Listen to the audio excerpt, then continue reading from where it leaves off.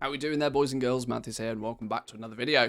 So it's time to talk about what we know about patch 9.2 so far. The PTR has been data mined. Some of the big boys out there, MMO champions, WoW heads, have been doing their best to break down all of the information in the patch and give it to us in sort of digestible form.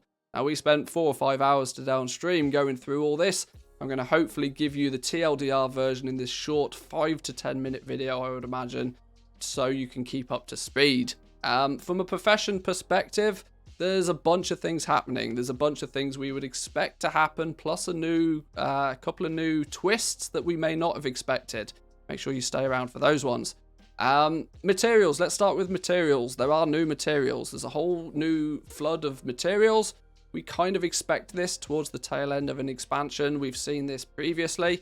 No difference in patch 9.2 by the looks of things. Let's take a look at what some of those materials are. I've taken the time to put together a wonderful little paint diagram for some of the new materials.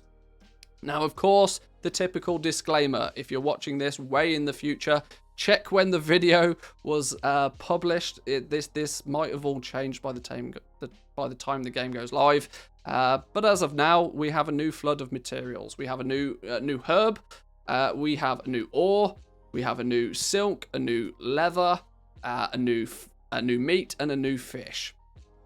No real surprises. These are going to come primarily from Zereth Mortis, the new zone. I would presume exclusively from that zone as well. But what we can tell so far is it's not going to completely replace the past materials that we are used to gathering and using today. These will be used on top of what we already use to keep everything, to keep the desire for all of these materials still, should we say. But pretty basic stuff. First flower, progenium ore, silken proto-fiber, progenic pelt, proto-flesh, and precursor plastoderm. Bit of a tongue twister, some of these names. I hope they change them. They're a bit of a mouthful. But either way, new materials, all good. There's one other new material that I should probably introduce you to. The Progenitor Essentia. Consider this your Korthite Crystal 2.0. We don't know exactly how many of them we're going to get or how many of them we're going to need. The balancing and stuff will happen in the future. But this is your new Korthite Crystal. This is going to go primarily into being able to create the higher level base legendary items, which we'll talk about in a minute. We need them not only for upgrading legendaries though this time. We've also got a sneak peek into the fact that we might need some of these to create the catch-up gear as well. So they're going to have more than just one use now, which could have a strong effect on their value and the amount of them that you see on your auction house. But importantly, can be bought and sold on the auction house, at least at this point anyway. That moves me on quite nicely to some of the crafts that we're going to be doing with the professions. In normal or somewhat expected fashion, we have a new Crafter's Mark, a Crafter's Mark 4, which is going to give you 237 item level gear. And there's also Crafter's Mark of the first ones, sort of an upgrade to the Crafter's Mark of the Chained Isle. It's going to make a 263 item level piece of gear, but with the caveat that it's going to be unique equipped again. You can only have one of them. This seems to be a relatively copy-paste of what we've seen in patch 9.1. Nothing that we wouldn't expect out of the ordinary. From a legendary crafting side of things, there are a couple of things you should be aware of. There'll be a Tome of Eternal, which is basically the item that will teach you as a crafter how to make a Vestige of Eternal. Some of these names will sound familiar for those that have been crafting legendaries in patch 9.1.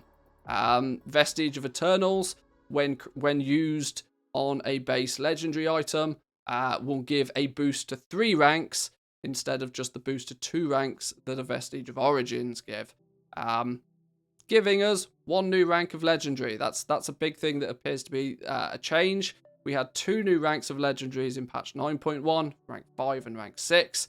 We very quickly came to the conclusion that rank 5 was nearly pointless, based on, how quickly you could craft. For many reasons, rank 5 ended up being almost pointless. Everybody wanted the rank 6. I think Blizzard have learned, and I think Blizzard are going with just 1 new rank for patch 9.2.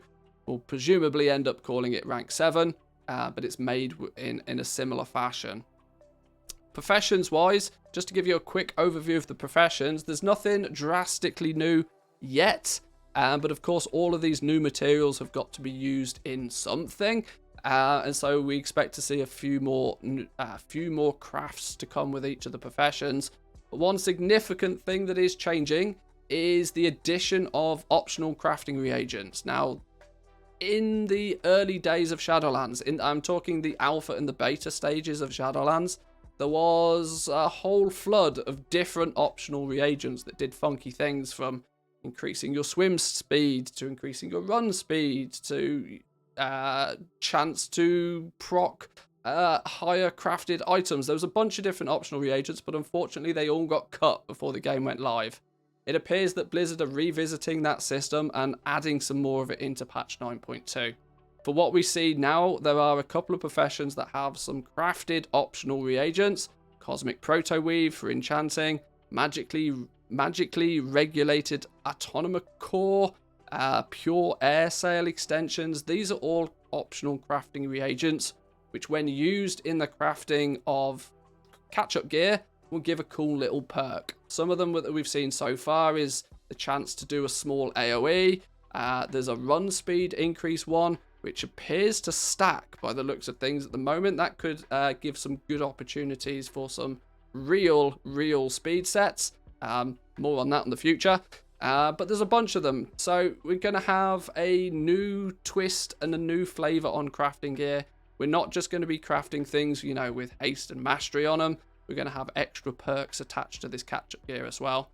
Maybe giving us the ability to customize sets of gear for different purposes. Maybe one that's good for going out and farming, maybe one that's good for, who knows, time will tell. But these optional reagents add extra flavor to the professions, which has been sorely missed so far in Shadowlands, and I'm glad to see it. Much outside of that, it's sort of business as usual. We've talked about the crafters marks a little bit, the optional reagents for some of them. At the moment it's not a huge amount, but it's good to see that before we even get the first iteration of the PTR, there is some love for the profession. So I'm really glad to see that.